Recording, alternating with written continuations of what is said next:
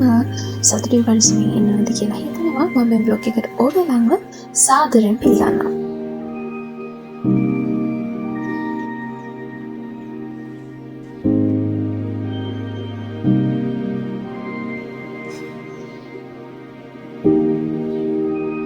අපි මේ ඇවිල්ලා ඉන්නේ අපේ ස්ටේෂන් එක ළඟම තියෙන රිසෝට් එකකට. දැන් අපි හැමෝම ලෑස්තිලා ඉන්නේ. අපි මෙතනින් උදේට බ්‍රේක්ෆාස්ට් අරගෙන කෙලින්ම යනවා හෝටල් ප්ලේස් වලට. ඒසද දවස් එතනදී තමයි අපි කතා කරන්න හිතාගෙන ඉන්නේ. හරියට කලින් මම ඔයගලන් මේ රිසෝට් එක වටේ කිව්වා යනවා. එහෙනම් එන්න දැන් මාත් එක්ක මේක බලන්න. එතකොට මේකේ එන්ට්‍රන්ස් එක තියෙන්නේ මෙන්න මෙතනින්. මම කලන්ට වැඩි විස්තරයක් කියන්න නැහැ. මොකද වීඩියෝ එක පොඩි හින්දා ඔයාලට මේක ගැන විස්තර ගන්නවා නම් අනිවාර්යෙන් කමෙන්ට් සෙක්ෂන් එකේ කමෙන්ට් එකක් දාගෙන යන්න. මම ඊළඟ වීඩියෝ එකෙන් මේ තැන ගැන ඔයගලන්ට ඩීටේල්ස් අරගෙන එන්නම්.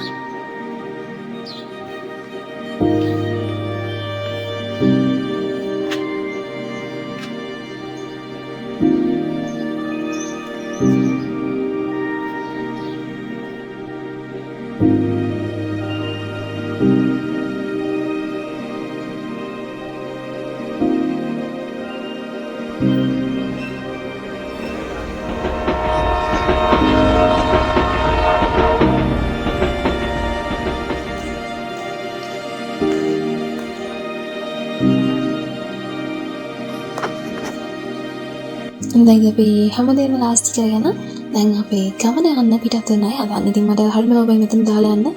ඒක ඉතින් මොනවා කියලා කරන්නද?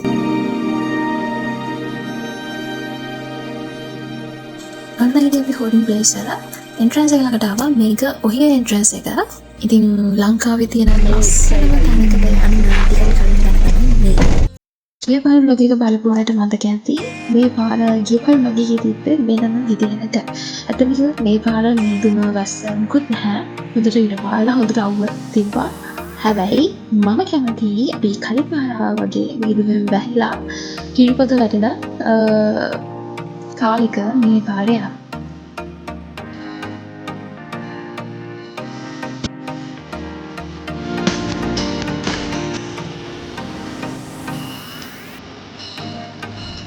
හැමදාමගේ ඊළඟ කොටසේ ළඟින් නවත්තලා අපි හැමෝම බෑනා ෆොටෝස් අරගෙන ඉතින් ආයෙත් යන්න පිටත් වුණා.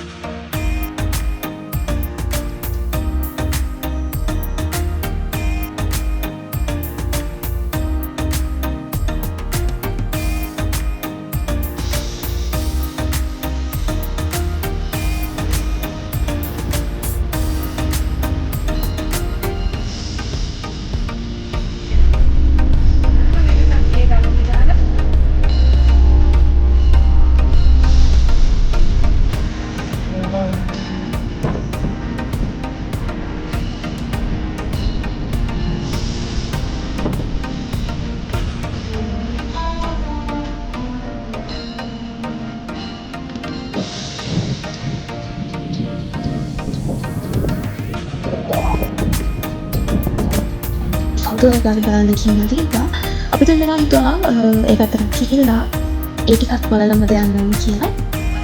ඒ යනතම අපිට විතර යන්න කම්නා දෙවියෝ මේ හොඳ නෑ බය නෑ කාටවත් මිනිස්සුල්. ඒක හින්දා අපි ළඟින් ගියාට උඩ ගණන් ගත්තවත් නෑ. කොහොම හරි අපි ගිහින් එද්දි තුයි ගියා. මේ මුලින්ම ගියා කවුරුහරි පැත්තට.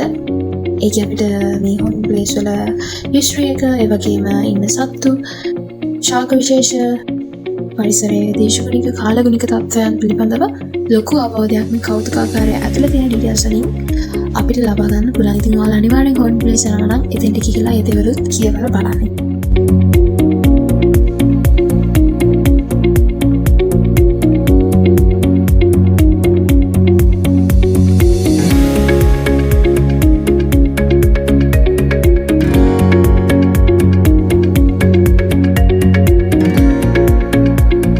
අපි අතුරටම ගිහින් බලමු මොනවද අපිට බලන්න තියෙන්නේ කියලා. ඔයාලා හෝටල් ප්ලේස් යනවා නම් මේ තැන් වල ඇවිදින්නේ නැතුව අනිවාර්යෙන් දවස් දෙකක්වත් මෙතන තියෙන මේ ඔඩ තියෙන රිසෝට් එක හරි හොටෙල් එක හරි ඉඳලා මෙන්න මේ දේවල් ඔයගලන්ට බලලා කරලා යන්න පුළුවන්.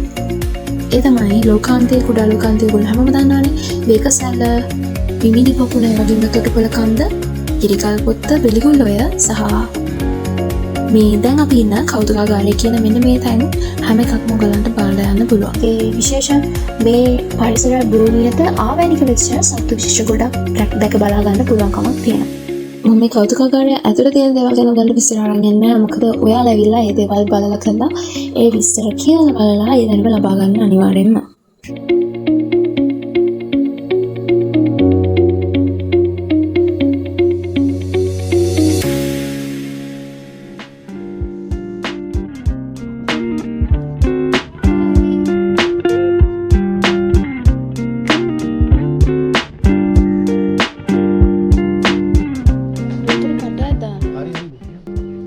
වහල් දීපනේ ඉතින් අද අපි අනිවාර්යෙන් කලින්ම ගියා අනිවාර්යෙන් ගිහින් කල් ටිකක් බීලා යන්න ඕනේ හින්දා.